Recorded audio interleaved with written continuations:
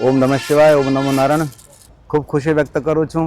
રાજકોટ સદભાવના વૃદ્ધાશ્રમની જે સેવા છે એમની પ્રશંસા કરવા માટે કોઈ પાસે કોઈ શબ્દો નથી. કારણ કે એટલા બધા વૃક્ષોનું વાવેતર કર્યું છે કે એટલા વૃક્ષો ગુજરાતમાં તો નહીં પણ ભારતમાં કોઈ ટ્રસ્ટીઓ નથી વાવ્યા. એટલા વૃક્ષોનું એક ભવ્ય દિવ્ય કાર્ય કર્યું છે.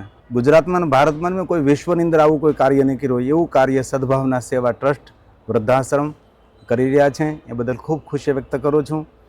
અને વૃદ્ધો માટે સેવા કોઈ જાતિ જ્ઞાતિ વર્ણ કાંઈ પૂછવાનું નહીં. કોઈ પણ સમયે કોઈ પણ વૃદ્ધ આવે, કોઈ પણ બીમાર આવે, માનસિક બીમાર હોય, તે સૌની સેવા એ જ મિનિટે સ્વીકારવામાં આવે છે. અને ભવ્યાતીત ભવ્ય વૃદ્ધો માટે સંકુલ જે નિર્માણ કર્યું છે, ખરેખર એના માટે તો આપણે જેટલા શબ્દોમાં તેનું વર્ણન કરીએ એટલું થઈ શકે છે. તેથી આજે વિજયભાઈને મળવાનું થયું, ખૂબ ખુશી થઈ. અને દરેક કથાની અંદર હું સદભાવના વૃદ્ધાશ્રમનું કોઈને કોઈ રીતે કોઈને કોઈ વાત લાવીને વર્ણન કરતો હોઉં છું. અને એવું મને વિજયભાઈએ કહ્યું, સદભાવના વૃદ્ધાશ્રમના જે પ્રધાન ટ્રસ્ટી છે, કે આખું ભારત હરિયાળું બનાવવું છે.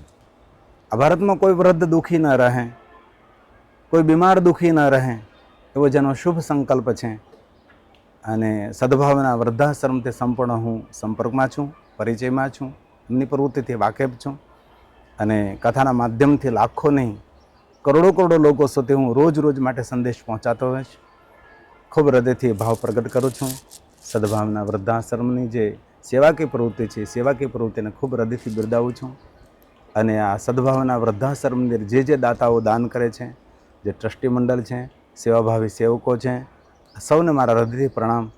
અને સૌ ઉપર ભગવાનના ખૂબ આશીર્વાદ રહે એવી શિવ પ્રાર્થના સાથે આપ સૌને ઓમ નમઃ શિવાય, ઓમ નમો નારાયણ. ભારત માતા કી જય. ખૂબ ધન્યવાદ અને હૃદયથી મારા પ્રણામ.